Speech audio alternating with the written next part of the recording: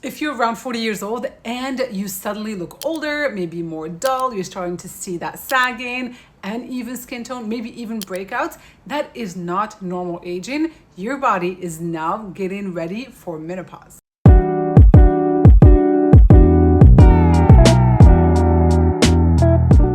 If you're new here, hi, my name is Nadia Benchakroun, founder of the beautydoctrine.com and your functional guide to better skin naturally without intervention. After 28 years in the beauty industry and navigating my own sensitivities and skin issues, I found out one very important thing. No one is teaching women how hormonal shifts truly affect their skin. Dermatologists are often ready to prescribe that retinoid, Botox, filler, or any of those interventions that are just immediate gratification and never address the root cause. So I'm dedicating my career now at almost 48 years old to see beyond Botox and wrinkle creams and get to the root of the issues. I feel incredibly fortunate that in my early 20s, I worked as a market trainer for Dr. Perimenopause.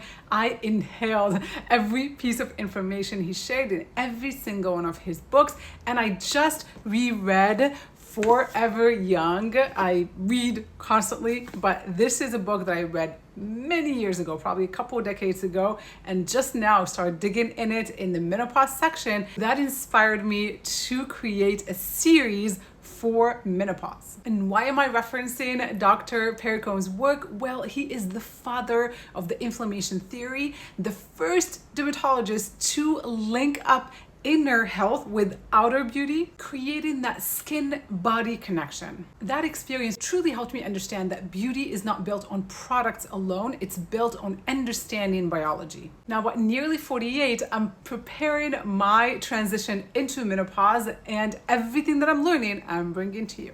And I'm, of course, coupling that with the newest science, bringing it all to you in this 7-video series. I promise they won't be long videos. It'll be 7 to 10 minutes, but I'm breaking it down so they're easily digestible. Let's get started.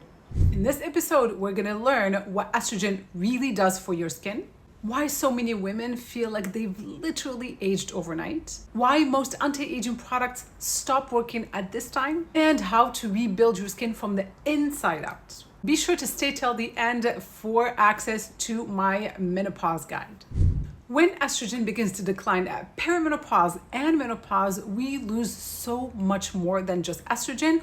We lose muscle, bone density, skin elasticity, and the ability to retain hydration. Because estrogen plays a major role in collagen synthesis and retention, which helps your skin remain firm, elastic, and dense. It increases hyaluronic acid in your skin, keeping it hydrated and plump. It also supports reduction of inflammation, increased wound healing capacity, and helping maintain that resilient barrier. So with that estrogen decline, so many things just feel like they're crumbling. Here's the kicker.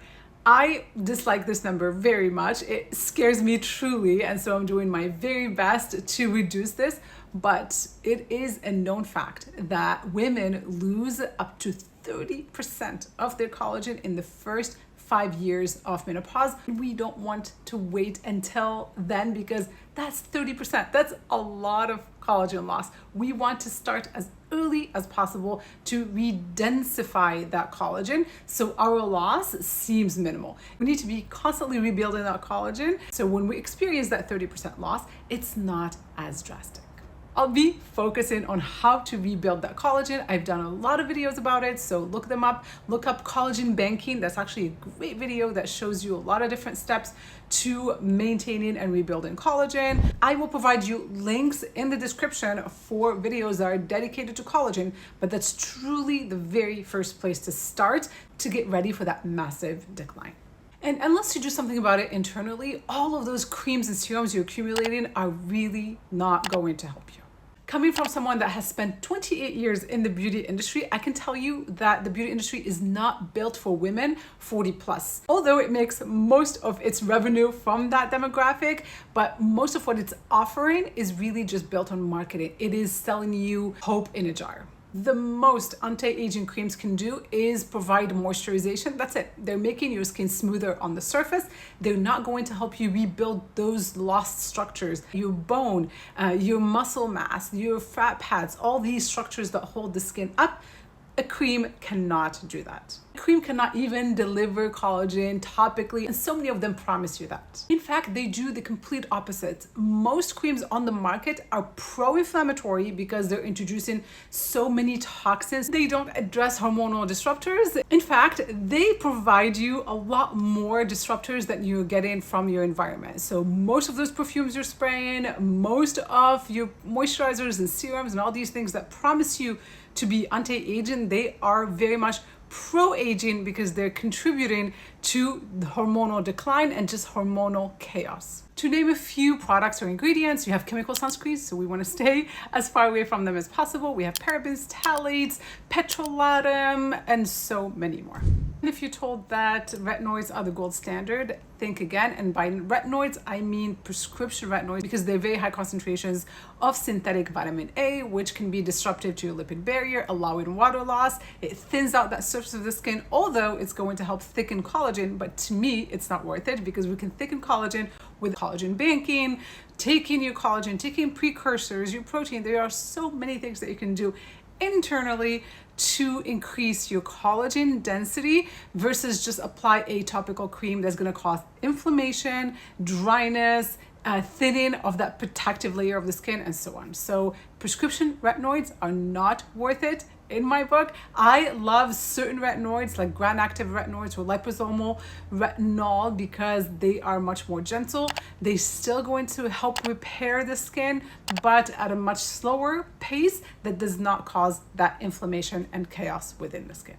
It's definitely not the time to get those peels. You need to do the reverse. Instead of peeling off layers, you need to be preserving that skin. Obviously, you want to still exfoliate dead skin cells that need to come off to allow for your skincare to absorb. That's about it. But strong microdermabrasions and peels can only cause further damage, again, leading to that inflammation and further water loss. So many things that you can do. There are a bunch of supplements, lifestyle hacks, and so on, and I've covered a lot of them in other videos, but in this one, just to minimize confusion and overwhelm, I hear many of you tell me that they simply cannot afford to buy every supplement or apply every lifestyle hack. So this video is about just targeted few things that can truly make a big impact. So there are 4. The first solution is to consume your protein, including collagen. High quality proteins like grass-fed beef, sockeye salmon, wild sardines, they're going to help rebuild that muscle.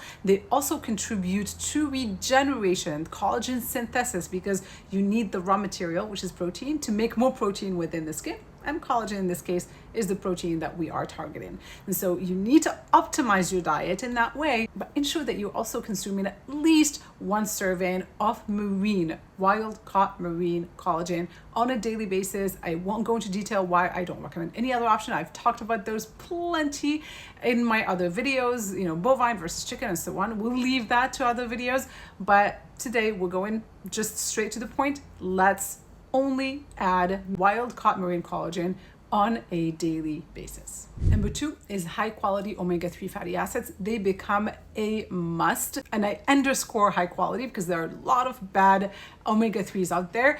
This not only acts like your internal moisturizer, your anti-inflammatory, but also it helps regulate hot flashes. That is amazing because so many women at this stage deal with that fluctuation in body temperature. Omega-3 fatty acids have been shown in clinical research, and I'll link some studies below, to help improve symptoms of menopause.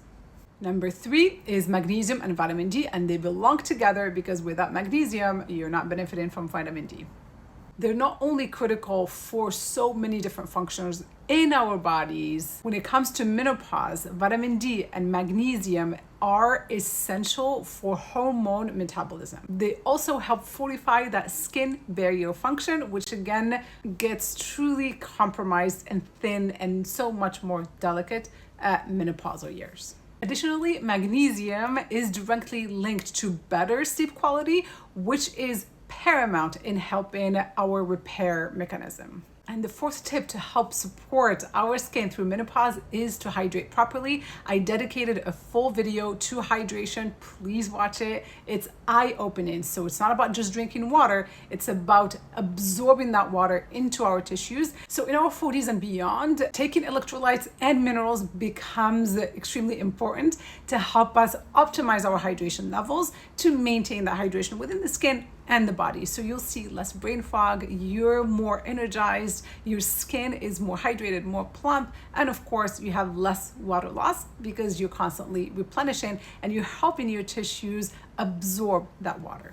If you haven't found one of my videos on the TBD method of application, please find it, because the way that you apply your skincare makes a big difference on whether it absorbs or not. Obviously, we want to start with clean skincare. I've curated the best that I'm able to find on the market on the beautydoctrine.com. So you'll find tips, you'll find guides, you'll find my TBD method of application explained, and of course products that have been pre-vetted to be free of all the known carcinogens, hormonal disruptors, and so on. So it's the creme de la creme of skincare and supplements. If you don't have time to go dig in on the beautydoctrine.com, I will link up a recommendation for a skincare routine for menopausal skin in the description below. This is only the first video in a series about menopause, so make sure you're subscribed so you never miss an episode, and share this video with somebody you care about. Menopause doesn't mean the end of beauty. It means the beginning of a wiser relationship with your body.